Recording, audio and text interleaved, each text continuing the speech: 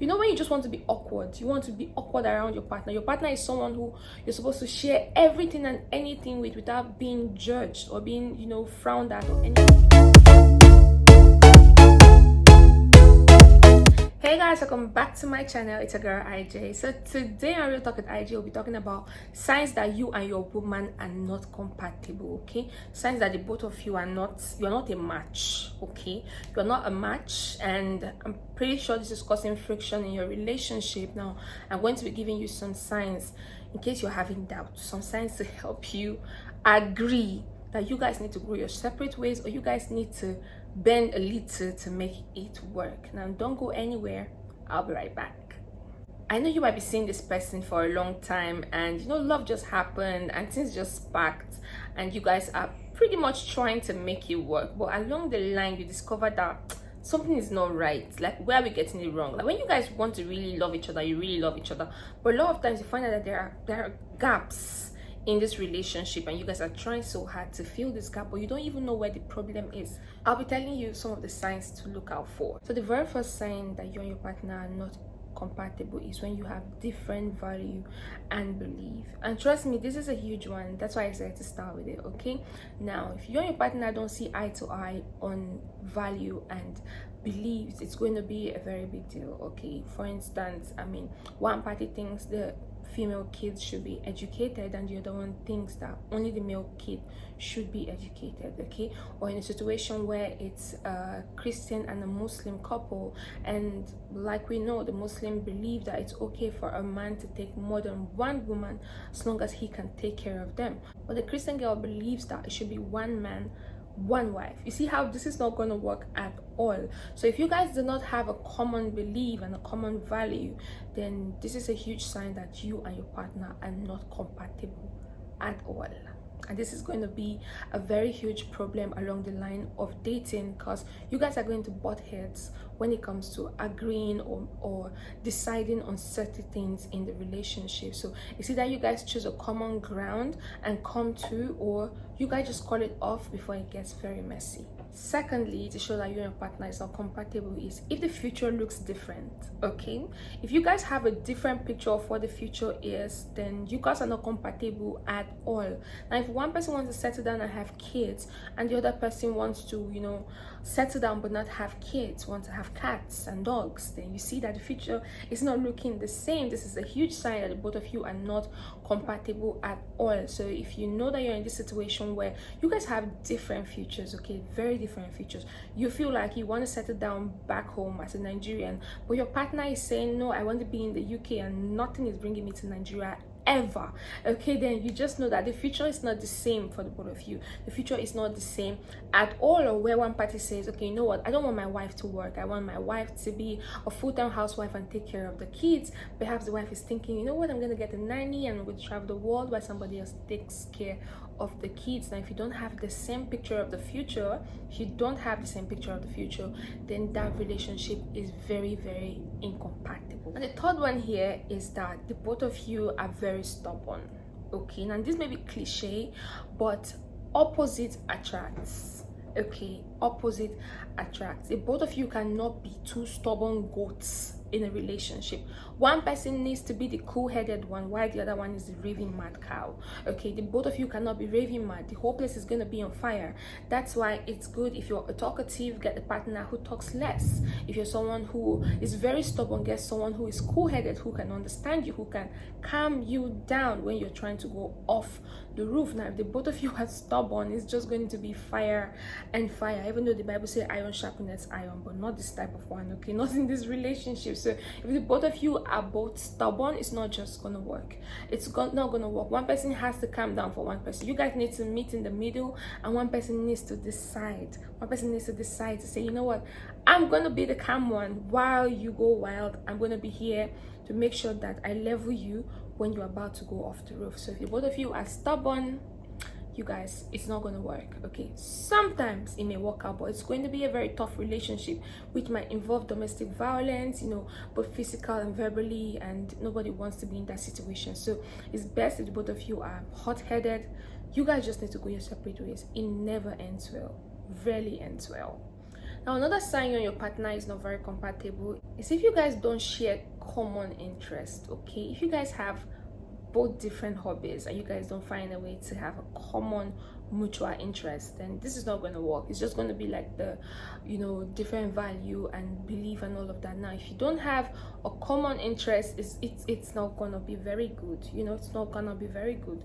If you are someone who like to chit chat about your day, and your partner is not someone who wants to chit chat about their day, they just want to play TV game all day, and you're not into TV games, then you find out that it's going to be very hard to communicate in that relationship. So you guys need to look for a common ground. Okay, if your partner is someone who likes to go out a lot and hang out a lot, go to clubs, go to the beach and all of that, and you are an indoor person who don't like to see people, at all, okay, you don't even want to see anybody, you just want to stay indoor with your boyfriend, and you as the boyfriend, you want to go running up and down, gallivanting and having fun and all of that. Now, if you guys don't look for a common interest that works for the both of you, if you guys don't meet yourself halfway, then it's clear that the both of you are not compatible at all. So you guys need to look for common interest that works both ways. And one thing I'm going to advise is, I'm not saying you have to just agree 100% to whatever her hobby is. Now, if your girlfriend's hobby is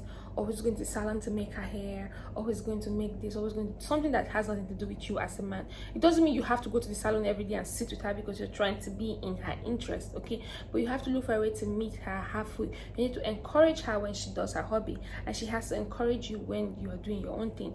For instance, if you're a man who likes to play TV game, once in a while, as a woman who wants to understand your man's interest, you have to stay around him and understand what he's doing on his TV games. You have to try to play sometimes. You have to try to know what's happening in this game, how you playing this game, how you enjoying this game. And the man on the other side wants to understand how you enjoy doing your makeup, how you enjoy making your hair yourself, how you enjoy making your content if you're a content creator. So you see, if you guys don't try to meet each other halfway, you guys are not going to make this work, and you guys are going to be incompatible, and this relationship is not going to work.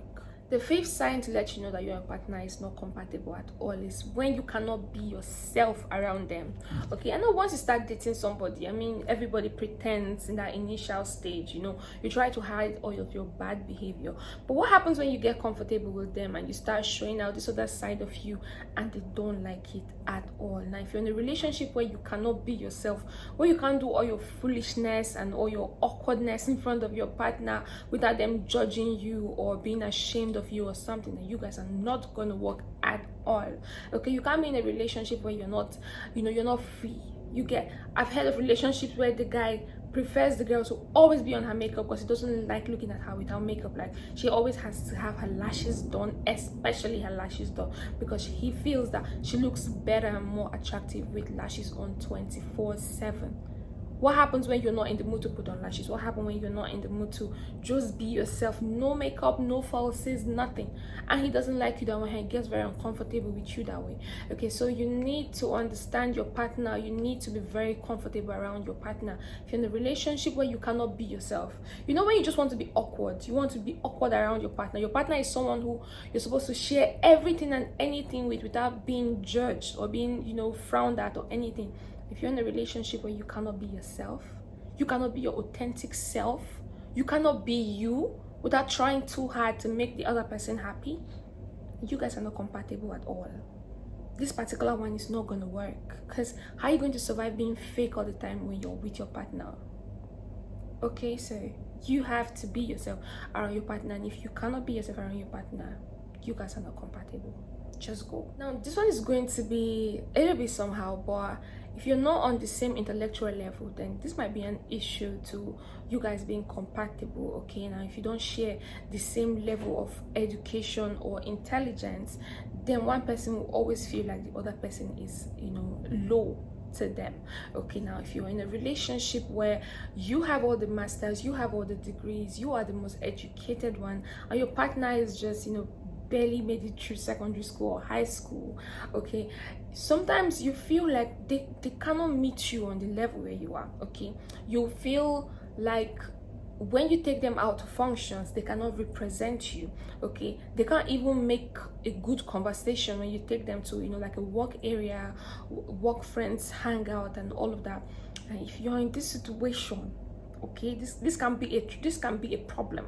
Okay, but with enough patience, actually, if you're a very patient person, you can groom your partner to be, to get to a particular level where people will not even notice that they are terrible when it comes to them being, educationally smart. But it has to do with a lot of patience and a lot of grooming, especially if you're someone who is always in that educational space with other people who are learned. Okay, and you have to come out with your spouse. Sometimes you don't hang out alone.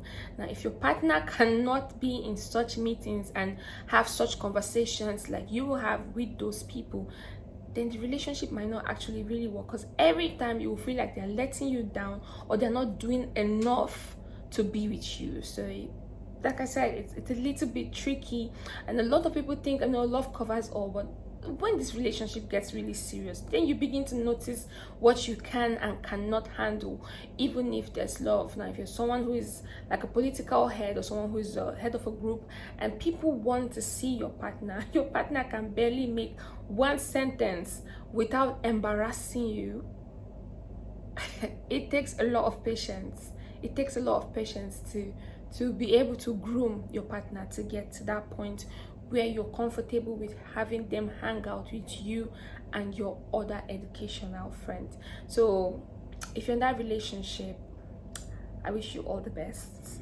So the last on my list to show that you and your partner may not be compatible is you have different love language. Okay, if you have different love language, then that's an issue. Okay, even though there are so many love languages, and for love languages, clear communication, very clear communication will solve the issue of not being compatible. Okay, that's why communication is key in relationship. Now, for instance, if you as a man, your love language is gifting, you keep buying gifts for your woman, you keep showering her with gifts, you keep sending her money, sending her all of that, but her love language is quality time.